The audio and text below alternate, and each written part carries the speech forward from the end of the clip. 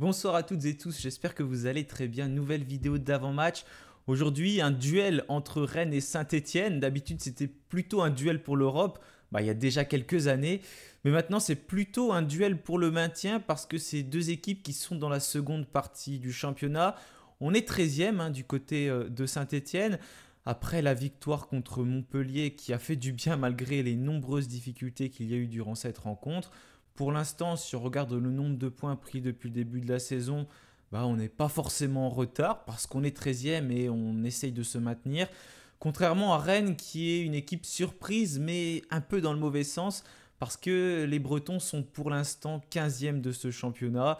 Peut-être une anomalie mais peut-être pas parce qu'il y a quand même déjà 12 journées d'effectuées, ce qui fait plus d'un tiers du championnat. Donc le classement commence tout de même à se dessiner et si Rennes est à cette place-là, c'est tout simplement qu'il le mérite. Il y a eu des gros changements avec notamment Jorge Sampaoli qui est arrivé sur le banc rennais et qui a disputé son premier match face à Lille perdu la semaine passée. On aura le temps d'y revenir dans quelques instants. En tout cas, rencontre ce samedi à 17h, diffusée sur Beansport. Ce n'est pas DAZN cette fois-ci, donc si vous n'avez pas DAZN et Beansport, vous pourrez peut-être suivre la rencontre. J'ai écouté comme d'habitude la conférence de presse d'Olivier Dalloglio avant ce match et de Dylan Batubinsika. Donc avant de commencer cet avant-match, n'oubliez pas de vous abonner, de liker la vidéo et on se retrouve juste après le générique.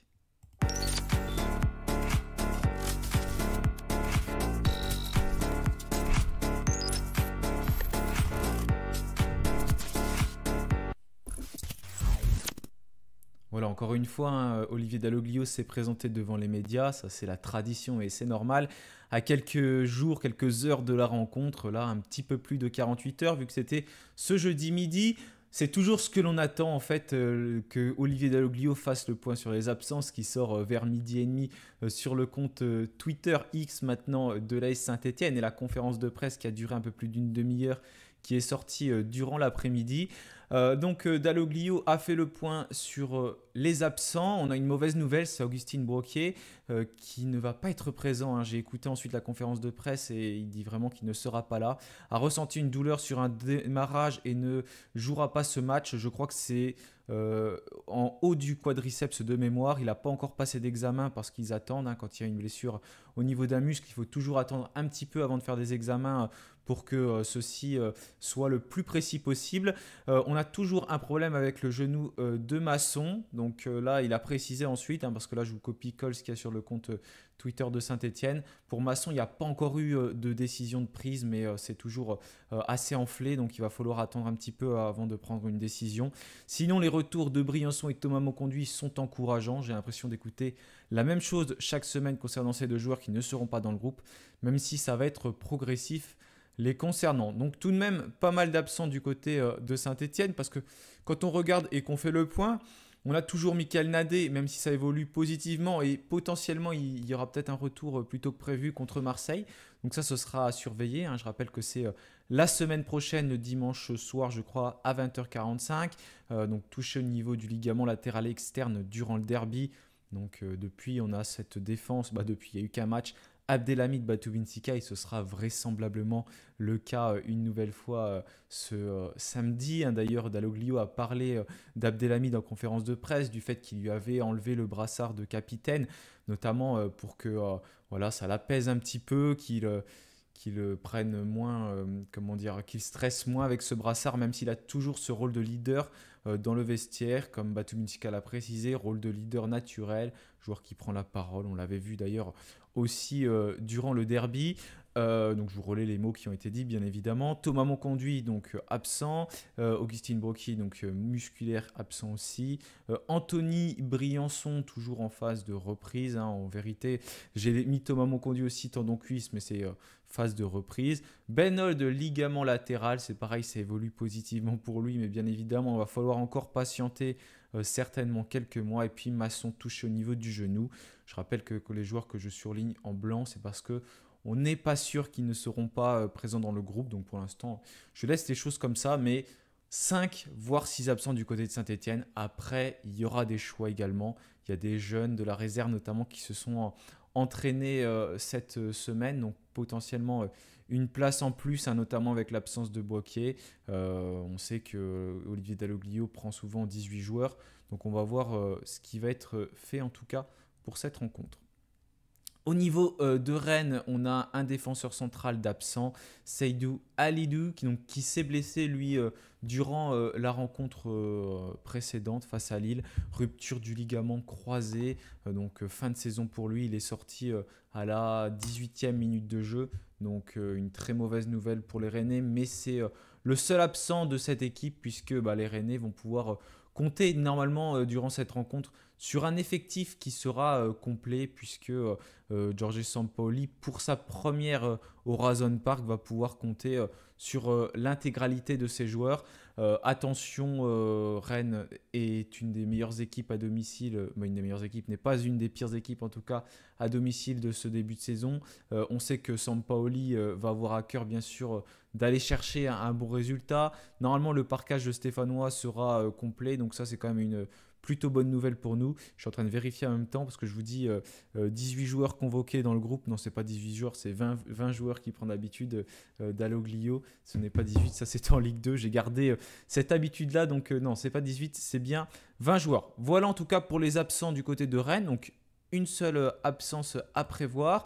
Il y a des joueurs sous menace à Saint-Etienne, c'est toujours important de les mettre. Donc il y avait Boaké d'ailleurs qui est suspendu contre Marseille. Donc ça c'est vrai, je ne l'ai pas pris en compte tout à l'heure. Mais Boaké qui ne sera pas là en tout cas face à Rennes et qui ne sera pas là de toute façon face à Marseille. Donc il a potentiellement joué son dernier match de la saison contre Montpellier. Et il y aura un autre, je crois que c'est un déplacement à Toulouse après celui à Marseille, mais je ne suis pas sûr, j'ai pas envie de dire de bêtises. Donc Pierre Ekwa, il lui reste 2 matchs, Amougou 3, Nadé 4 matchs, Mille est blessé et Léo Petro aussi 4 matchs donc à surveiller. Et ces joueurs-là, si c'est contre Toulouse, ce sera contre Toulouse, qui seront suspendus s'ils prennent un carton jaune face à Rennes. Au niveau de l'état de forme de cette équipe rennaise, donc c'est une équipe qui se retrouve en difficulté, qui reste sur 3 défaites consécutives, qui n'a d'ailleurs pas marqué lors de ses 3 derniers matchs. Défaite contre Auxerre 4-0, Toulouse 2-0, Lille 1-0. Ça s'est produit la semaine dernière, c'est Zegrova je crois qui a marqué pour les Lillois en fin de première mi-temps. J'ai regardé le match mais je me souviens déjà plus, je crois que c'était en fin de première mi-temps. Rennes qui a eu des difficultés vraiment contre Lille, ils n'ont pas réussi à ressortir des ballons.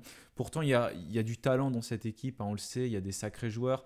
On pense à Gouiri, à Kalimwendo, à Gronbaek. Il y a quand même pas mal de joueurs qui sont capables de faire la différence.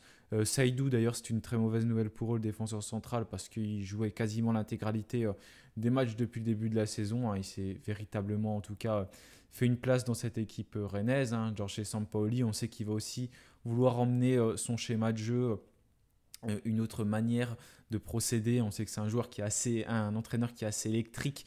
Donc j'imagine que pour sa première à domicile, il aura des envies offensives. D'ailleurs, j'ai vu qu'en conférence de presse, il a dit qu'il n'avait pas de joueur offensif. Je pense que c'était pour piquer un petit peu ses joueurs aussi. Donc on va voir s'il y a une réaction. Au niveau de l'attaque et de la défense, ils sont un peu dans les standards du championnat, même s'ils sont plutôt moins bien. 12e au niveau de l'attaque, 12e au niveau de la défense. À domicile, ils sont moins bons que nous, mais ce n'est pas non plus si ridicule que ça. 3 victoires, 1 nul, 2 défaites. Par contre, là où ils se retrouvent en difficulté, c'est à l'extérieur, où les Rennais n'arrivent tout simplement pas à prendre de points. On voit que c'est très compliqué pour eux dans cette phase-là. Donc voilà en tout cas pour cette équipe rennaise qui a souvent tendance à se retrouver en difficulté. Ils n'ont pas de grands attaquants. Kalimwendo et Blas qui sont les 2 meilleurs buteurs de cette équipe. 3 buts depuis le début de la saison. Et d'ailleurs Ludovic Blas, qui est un ancien Nantais, qui a 2 passes décisives. Donc c'est peut-être aussi un joueur qu'il faut surveiller. Je crois qu'il est rentré contre Lille. Il n'a pas réussi à faire la différence. Mais on sait que c'est des joueurs sur une fulgurance qui sont capables d'apporter quelque chose dans une équipe. Et Sampaoli saura sans doute les motiver. Voilà les Rennais qui sont 15e de ce classement. On nous voit 13e devant. Donc 11 points pris depuis le début de la saison. 2 matchs nuls, 7 défaites, 3 victoires. Donc seulement un match nul à l'extérieur, c'est leur meilleur résultat. Sinon, tous leurs points ont été pris à domicile. Ça ressemble quasiment complètement à Saint-Etienne, mis à part qu'on a 2 points de plus. Voilà pour cette équipe. Je me suis trompé, j'ai laissé 4-3-3, mais c'est pas 4-3-3. En tout cas, ça va être un nouveau schéma, donc c'est pas facile de savoir ce que va faire Sampaoli, mais il était parti plutôt sur une défense à 5 face au LOSC la semaine passée. Voilà en tout cas pour Séréné. Maintenant, si on s'intéresse bien évidemment à notre équipe donc de Saint-Étienne, on a cette victoire contre Montpellier qui fait du bien même si ça a été compliqué. La défaite dans le derby, la victoire contre Strasbourg. Sur les 3 derniers matchs, on a quand même des choses qui ont changé, notamment le rôle de Pierre Ecoua qui est beaucoup plus défensif. Je ne pensais pas que ça allait être le cas contre Montpellier. Finalement, Dalloglio est reparti sur ce registre-là. Ça a réussi parce qu'on a gagné, même si le match n'était pas vraiment très agréable à regarder. Je ne vois pas beaucoup de changements, en tout cas, contre Rennes. Et j'imagine qu'Ecoua va toujours tenir cette place de sentinelle dans la défense. Une victoire qui a fait donc du bien. Il va falloir enchaîner. On sait que ça va être compliqué parce que Rennes va bien évidemment vouloir se ressaisir. Et comme j'ai dit, Sampaoli va vouloir réussir à faire sa première à domicile correctement. Quand on regarde ce classement, ça fait du bien aussi parce que je ne mets pas les équipes du bas de tableau. Vous savez, j'aime bien mettre l'équipe au milieu quand on peut la mettre au milieu, ce qui n'était pas le cas par exemple de Montpellier la semaine dernière. Donc on est entre Strasbourg et Brest et entre Le Havre et Rennes. Il n'y a pas les équipes derrière comme Angers, comme Nantes ou comme Montpellier qui sont un petit peu plus bas dans ce classement. Mais bien évidemment, tout peut aller très vite en cas de mauvais résultats. Déjà, Rennes peut nous passer devant. Et puis, on sait que ce championnat est très serré. Mais aussi, si on s'impose, on peut quasiment basculer dans le top 10. C'est assez fou de voir que beaucoup d'équipes comptent en tout cas le même nombre de points. Entre Strasbourg, Brest et Saint-Étienne, on a toutes les 3 buts. Alors que, par exemple, on a souvent tendance à parler du jeu flamboyant de Strasbourg. Mais c'est aussi les problèmes de la jeunesse, on le sait, avec des joueurs qui ont 20-21 ans de moyenne d'âge à Strasbourg et qui peuvent faire des erreurs. Ça a notamment été le cas la semaine passée du côté de Nice et puis Brest qui fait à la fois un parcours impressionnant en Ligue des Champions, même s'ils ont perdu contre Barcelone. Et en championnat, on sait que ça peut être compliqué parce que c'est une équipe qui n'a pas forcément la possibilité de faire tourner. Et quand voilà, il y a cette Ligue des Champions, ça emmène de l'euphorie, les joueurs qui sont vraiment concentrés. Et en championnat, pour l'instant, c'est pas la catastrophe. Ils sont 12e. Mais ça va certainement être aussi une des équipes qui va jouer le maintien cette saison. Et des équipes, par exemple, contre Auxerre, qui font des bonnes opérations et qui sont dans la première partie du championnat. En s'étant imposé contre Angers, mais tout peut aller très vite. Maintenant, on le sait, on l'a vu en Ligue 2, on le voit en Ligue 1. On le voit partout, d'autant plus que c'est assez serré. On n'est pas forcément plus loin des équipes qui sont devant que des équipes qui sont derrière. Même si, bien sûr, l'ambition, c'est de se maintenir et tout peut aller très vite. Donc, chaque point va compter. Voilà en tout cas pour ce que fait Saint-Étienne. Donc j'ai dit à l'extérieur, on est en difficulté. On n'a toujours pas gagné, seulement un point pris contre Nantes. Et c'était mal embarqué, on perdait 2-0, on est revenu à 2-2. Davitashvili, 5 buts, qui est le meilleur buteur et qui a été muet sur les 2 derniers matchs et très peu vu face à Montpellier. Mais c'est aussi le jeu qui voulait ça parce qu'il n'avait pas beaucoup de ballons à se mettre sous la dent. Il n'a pas beaucoup été servi. Stassin, toujours meilleur passeur de Saint-Étienne avec 3 buts. Dernier buteur Stéphanois, c'est Benjamin Bouchouari. Donc face à Montpellier, il n'y avait pas de passeur décisif parce que c'était une balle qui revenait de la défense et qui était contrée par un Montpellierin. Alors au niveau de la composition de Saint-Étienne, je ne m'attends pas forcément à beaucoup de changements. Dans les buts, ce sera Gauthier Larseneur qui sera sans doute le capitaine stéphanois. Je ne pense pas que Abdelhamid va le redevenir. Léo Petro qui va être sur le côté gauche. Aujourd'hui, je ne vois pas Pierre Cornu prendre la place de Petro. Je n'ai pas l'impression que le latéral fait meilleure impression en tout cas que Petro qui, on voit, il a des lacunes, mais c'est un joueur qui se bat beaucoup et qui n'est pas moins bon en tout cas que Cornu, je trouve, sur les matchs où on a pu voir les deux. Cornu qui est rentré en fin de match la semaine passée pour passer plutôt une défense à 6. Donc je ne vois pas comment aujourd'hui il peut enlever Petro. Abdelhamid Batoubin-Sika, ça fait aucun doute, ce sera la défense centrale stéphanoise, d'autant plus qu'Abdelhamid a fait un bon match. On se posait la question face à Montpellier, mais là il a fait un bon match, donc c'est sûr que Dalloglio ne l'enlèvera pas. Batoubin-Sika qui va de nouveau être titulaire. Apia sur le côté droit, je vois bien les choses comme ça. De toute manière, on n'a pas forcément beaucoup de possibilités si Masson est absent. Et puis même s'il est là, il ne sera sans doute pas aligné parce que il n'est pas vraiment apte. S'il est là, il va rentrer en fin de rencontre. Ecoua, Mouton, Bouchouari au milieu de terrain. C'est le milieu de terrain aligné un peu lors de ces derniers matchs. J'imagine pas Dalloglio faire autre chose. Et quoi, je le mets milieu, mais il est quasiment défenseur central en réalité. On a un peu des duos à chaque fois avec Mouton, Bouchoirie titulaire. Et puis ensuite, notamment Moefek Amougou qui rentre en seconde mi-temps. Donc ça peut se repasser. D'ailleurs, Dalloglio, on a parlé en conférence de presse. C'est pas forcément fait exprès, mais c'est des joueurs qui se connaissent bien et ça forme des duos. Donc c'est assez intéressant de procéder comme ça. Cafaro sur le côté droit, Davitashvili sur le côté gauche. Pas forcément de concurrence à droite. Benold étant blessé et puis Boaky également. Il n'y a pas vraiment d'autres joueurs. Peut-être un jeune qui va intégrer le groupe à ce moment-là. On voit qu'il va peut-être falloir recruter d'ailleurs au mercato hivernal à ce poste-là. On aura l'occasion d'y revenir très prochainement parce que ce mercato hivernal qui démarre dans un petit peu plus d'un mois. Et puis en pointe de l'attaque, ça c'est toujours un peu la question qu'on se pose. Entre Sissoko et Lucas Tassin, j'ai mis une nouvelle fois Sissoko.